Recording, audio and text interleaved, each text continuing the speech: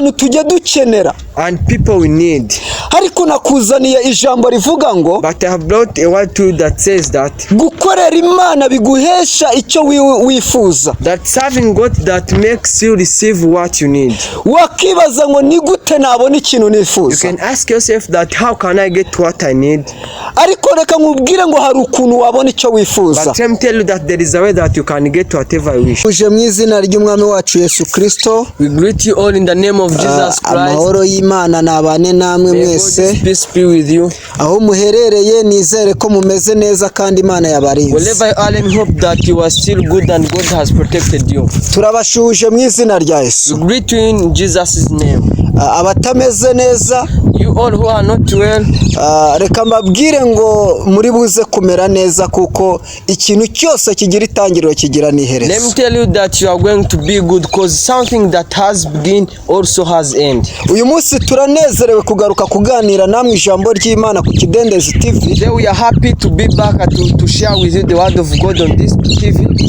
Ni muri urwo rwego dushimye Imana. So we thank God kubera yuko itwemereye kuganira namwe ijambo because He has enabled us to share with you the word of God. Reka nizere yuko ari umwanya mwiza udasanzwe kandi uri buze kugirirwa umugisha nanjye nkagirirwa. Let me hope that this is a good time that you're gonna be blessed and me to be blessed. Imana iduhana umugisha. May God bless us together. Reka tubanze dusenga Imana mbere yuko tuganira ku ijambo rye. Let us first pray before we share the word of God. Mana turagushimiye yuko uri Imana igira neza. Izina ryawe rihabwa icyubahiro kandi rishirwe hejuru. Uyu munsi tubonetse imbere yawe Kristo data wa twese mwiza, izina ryawe rishimwe.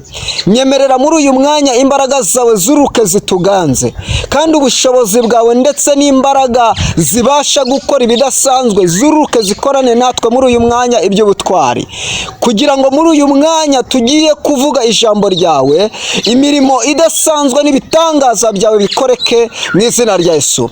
Iri jambo rize gufasha uraryumva wese kugira ngo data wa twese mwiza ribashe guhembura ndetse no guteza intambwe buri umwe wese uri buze kumva iri jambo. Urakoze bana natwe muri uyu mwanya mu izina rya Yesu, amen.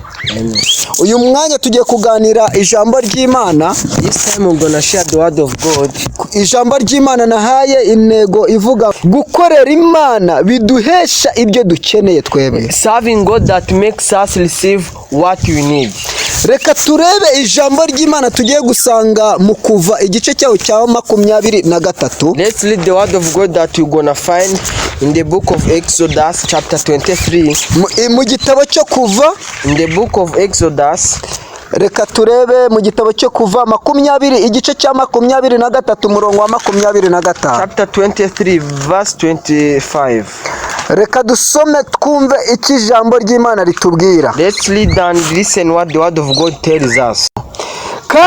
Kandi muzakorere Uwiteka Imana yanyu, nayo izaha umugisha umutsima wawe n'amazi yawe, kandi nzakura indwara hagati muri mwe. Imana iduhana umugisha. Let's read in English version.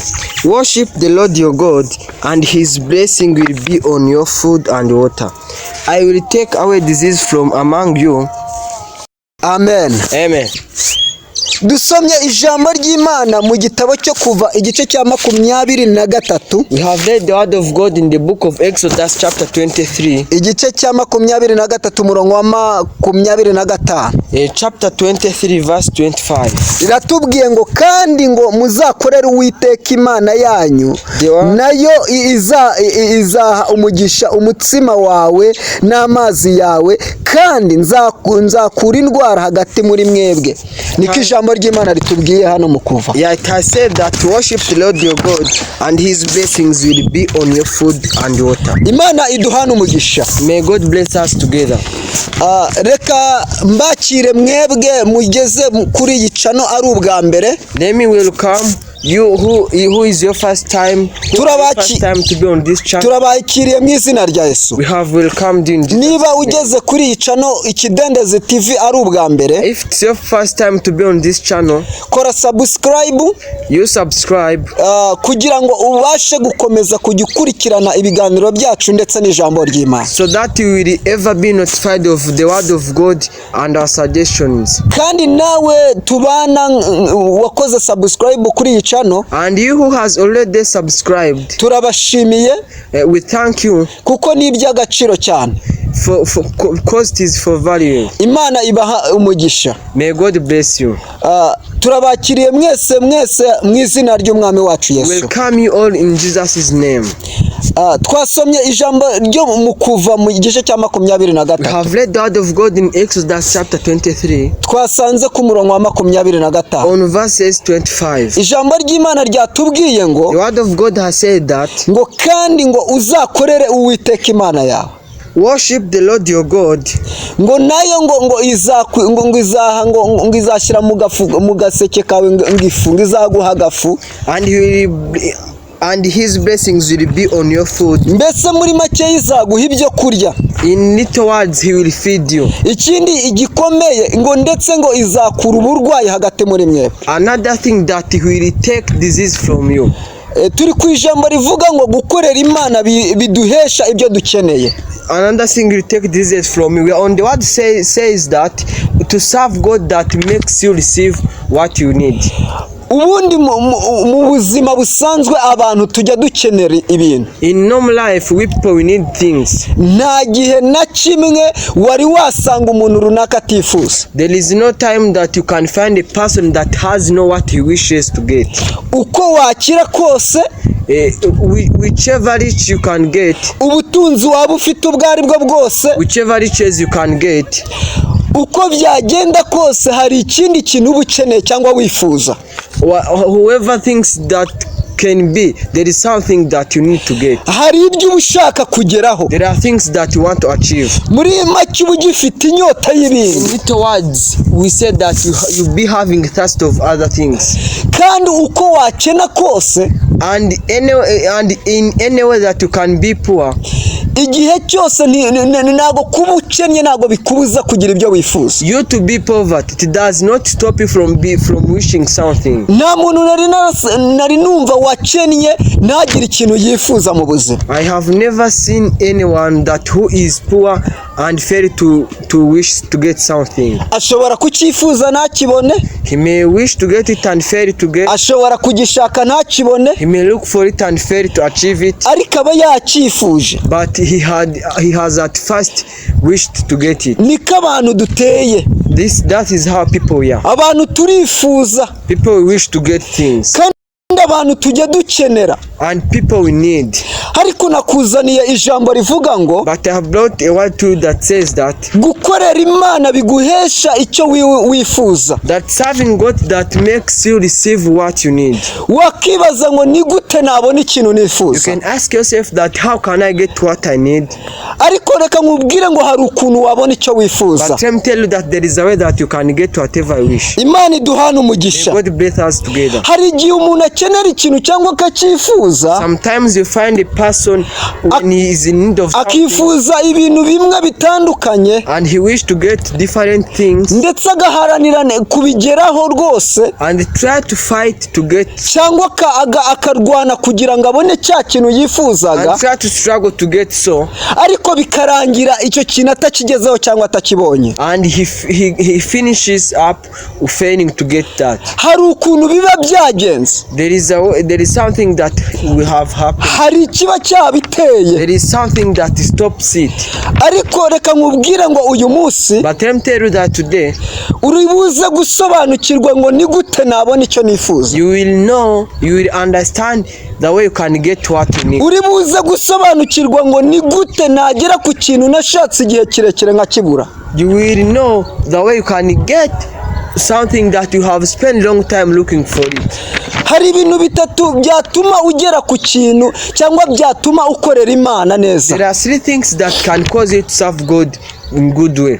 Mu yandi magambo hari ibintu bitatu umuntu ukorera Imana agomba kuba yujuje. In other words, there are 3 things that a person that serves God have to be has done with them. Ibi bintu bitatu tugiye kuvuga, These 3 things that we're gonna talk, turi buze kubisoza wasobanukiwe buryo ki ushobora kubona icyo wifuza. we shall finish them when you have understood the way you can get what you need.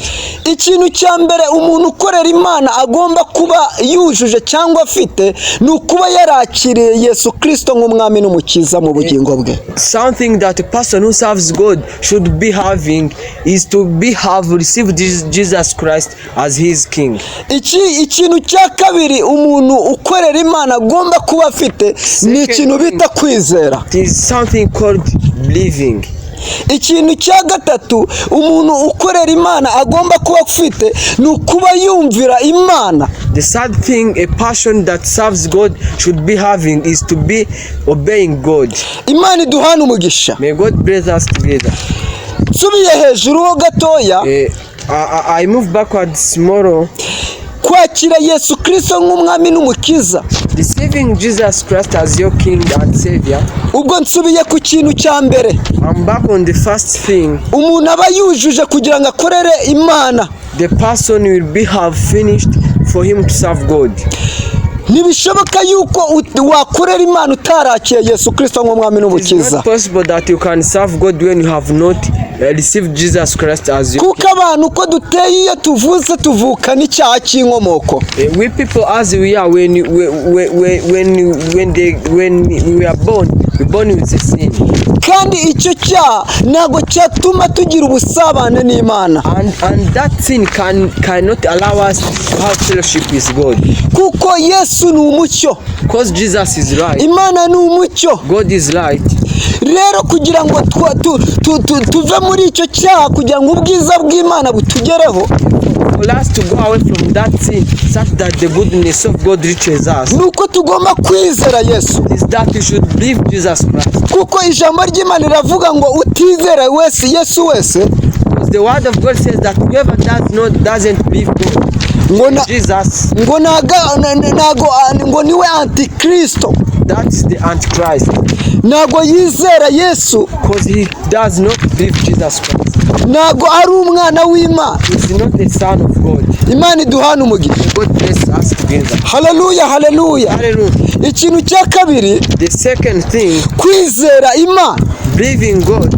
Ntibishoboka yuko wakorera umuntu utamwizera. It is not possible that you can serve a person when you don't believe him. Ntago wafata umwanya ngo ujye gukorera umuntu kandi utamwizeye. You cannot get your time and go and serve someone yet you don't believe him. Ibyo ntibishoboka. That is not impossible. Kugira ngo ukorere umuntu, That is possible. For you to serve a person, ni ukubanza kumwizera. you have to first believe him.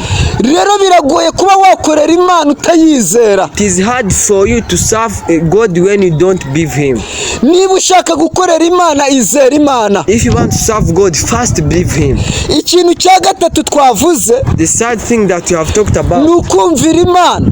is to obeying God. Ntibishoboka yuko wakorera umuntu utamwumvira. It is not possible that you can serve a person yet you don't believe him or yet you don't obey him. Kuko iyo ukorera umuntu, When you are serving a person, niwe bosi wawe, he is your boss. niwe uguhemba, He is the one that pays you. rero niwe uguha amategeko, He is the one that guides you. niwe uguha amabwiriza yo kugenderaho. He is the one that guides you how to do. Rero ntabwo bishoboka yuko wamukorera utamwumvira. It is impossible that you can serve that person when you don't obey him. Ikibabaje muri iki gihe, The bad thing in this time, abantu bakorera Imana ariko batayumvira. people are serving God but they don't obey. Abantu bakorera Imana ariko batayumvira. People are serving God without obeying him. Bikorera ibyo bishakiye. They do whatever they want. Reka mbabwire ngo niyo mpamvu mutabona ingororano zo gukorera Imana. Let me tell you that's the reason why you don't get the gifts from serving God. Mbese ushaka ingororano zo gukorera Imana? Do you need gifts because you have served God? Umvira Imana. First, obey God. mbese ushaka ingororano zo kuba ukora umurimo w'Imana? Do you need to be paid because you serve God? Umvira Imana. First, obey Him. Impamvu utari wabona izo ngororano, The reason why you have not already got yours, impamvu utari wabona ibyo byose the reason wifuza, why you have not got whatever you need, impamvu utari wabona ibyo byose ushaka, the reason why you have not got whatever you want, nuko ibi bintu bitatu arimo utabyujuje neza. because you have not fulfilled these three things. Manza wisubiremo. First, check on yourself. Twasomye ijambo ry'Imana mu Kuva. We have read the word of God in Iki Exodus. gitabo ni icya Mose, ni Mose wacyanditse. This book was wrote by Moses. Arangije aravuga ngo muzakorere Imana yanyu. It was wrote by Moses and said that you ever serve your God. Avuga gukorera Imana ikintu bizatuma Imana ikora mu buzima bwabo. He said that the effects of serving God on their lives. Agaragaza ibintu Imana izakora. Moses showed them the things that God will do. Agaragaza ibintu Imana izaguha. Moses showed them the things that they will receive. None hari ibyo ukenera mu buzima ukabibura. There are things that you need in life and you fail to get. Ukibaza ngo kuki nkorera Imana kandi ibi nkaba nari kubibona. And you ask yourself that why do I serve God and I fail to get this and this? Manza wisubiremo neza. First, check yourself. Mbese wumvira Imana? Do you obey God? Mbese wizera Do you Imana? believe God? Birashoboka yuko wumvira Imana hari wenda cyangwa wenda ukaba warakiye Yesu Kristo nk'umwami n'umukiza mu bugingo bwawe, ariko wenda ukaba utizera Imana. It is possible that you obey God and you have received Jesus Christ as your king, but the problem you don't obey God. Umukozi nushimisha shebuja. The good worker is the one that pleases his boss. Rero ni ijambo ry'Imana riravuga ngo ntabwo bishoboka yuko umuntu utizera yanezeza, ntibishoboka ko yanezeza umutima w'Imana umuntu utizera. The word of God says that a person who doesn't believe, it is impossible that he can please God's heart. Niba ushaka ingororano, If you need to be paid, ingororano z'ibyo ukora, to be paid for what you do, ibyo ukeneye ukabibona, for you to get what you need, tunganya ibi bintu bitatu. you first Birashoboka yuko hari ikintu kimwe wishe. prepare those three things. It is possible that you have killed, you have not fulfilled one of them. Birashoboka yuko hari ikintu muri ibi ngibi bitatu kimwe utajya ukora. It is possible that among these three things there is something that you don't fulfill, Cyakunaniye.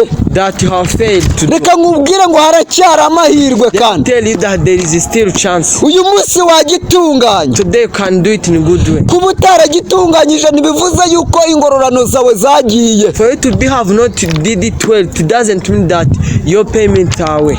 Oya, ingororano zawe ziracyahari. Your payments are still. Nutunganya ibi bintu, When you do the things in right way, icyo wakoraga nabi ukagikora neza, whatever you have been doing in long way, and niba utizeraga Imana ukizera Imana, if you have not been obeying, believing God and believe Him, uri buze kwakira ibyo ushaka ndetse ibyo you ukeneye. receive whatever you need. Kuko iryo ni isezerano Imana yatanze Because that is the promise that God inyuze mu kanwa k'umukozi wayo Mose. through His servant Moses. Imana iduhana umugisha. May God bless us. Tugiye gusenga Imana. We're gonna pray. Birashoboka yuko hari ibintu muri ibi bintu bitatu hari kimwe utubahiriza. It is possible that among these three things there is something that you don't do as you are supposed to. Fata umwanzuro uyu munsi dufatanye gusenga Imana. Imana igushoboze kuyubaha, Imana igushoboze kuyumvira, Imana igushoboze kuyizera. Take a decision and you pray today so that God enables you to believe Him. God enables you to obey Him. Kugira ngo ubone icyo ukeneye, Imana iduhana For you to umugisha. get what you need. Reka dusenge Imana. Let's pray. Mana, mu izina rya Yesu, ijambo ryawe ni ukuri kandi ijambo ryawe ni ubuzima. Dusobanukiwe neza yuko Uwiteka Imana Nyiringabo nyir'ubushobozi, Uwiteka Nyiringabo Imana kugukorera yuko biduhesha ibyo twebwe twifuza ndetse dushaka. Dushoboze gukora dava adra, kukwizera, kukumvira negodra, kandi n'umuntu utari wakwakira umuheshe kukwakira Uwiteka mu izina rya Yesu Kristo. Urakoze, komeza kubana natwe muri byose mu izina rya Yesu.